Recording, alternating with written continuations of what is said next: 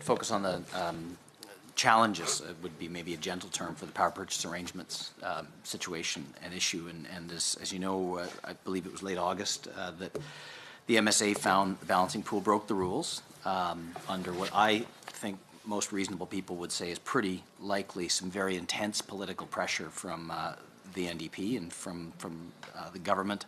Where exactly that came from, I don't know, and I'm not going to ask you to comment specifically on that. I know there's some further action that is underway to adjudicate some of the issues around that, and I know you're involved in that. But what I'd like to ask you is, in your opinion, was there another way to phase out coal-fired power in a responsible way while increasing renewables that would have cost Alberta taxpayers and ratepayers less while maintaining those principles of FEOC, the fair, efficient, and open competition, which is what, again, and which appears to me to be very clear, some pretty intense political pressure caused the balancing pool to not follow those principles. So is there another way of achieving that, of reducing coal-fired power, increasing renewables, which would have just simply cost less money?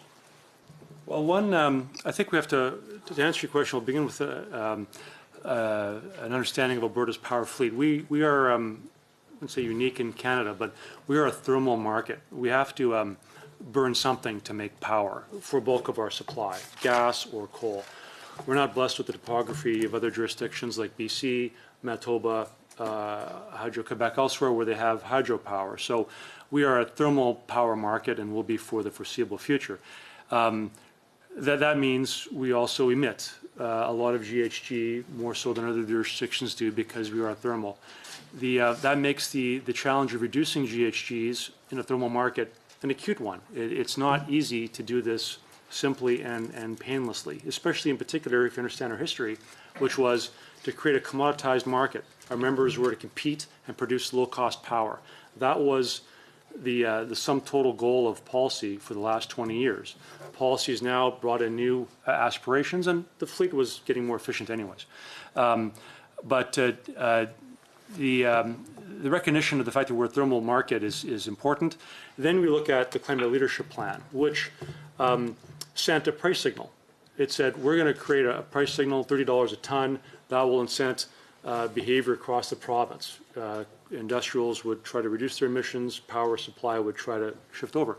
The reality is to achieve quick change in a thermal market where we have assets that are in place for 20, 30, 40, 60 years would require significantly high carbon tax. That would be one way to have affected the transition in a different manner. The other question, though, is how high would that price have gone? And no government in the country, I don't think, is comfortable putting a $100 carbon tax on Canadians because of the impact that would have on the economy. And Dr. Leach in the Climate Leadership Plan acknowledged that. So the movement in our jurisdiction, we had, in our industry, we had two impacts. We had the carbon tax, and we had decisions to remove coal and add renewables at the same time. So we're dealing with quite a degree of change. But the question becomes, how fast did you want to do that, and what levers did you want to use? The carbon tax was one. The coal transition with the compensation was another. Those were choices. We are responding to the choices. And again, in our view, we just want the market principles of those who've invested in good faith to be respected, and that was the case in the coal transition, where the coal units which were truncated were provided for compensation. That was appropriate.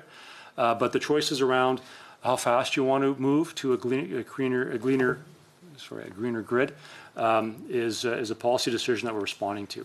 I can't tell you if what dollar change in the carbon tax would have made a difference, and how it could have saved on some other end of the marketplace, but hopefully that gives you some sense of the challenges of greening a thermal grid.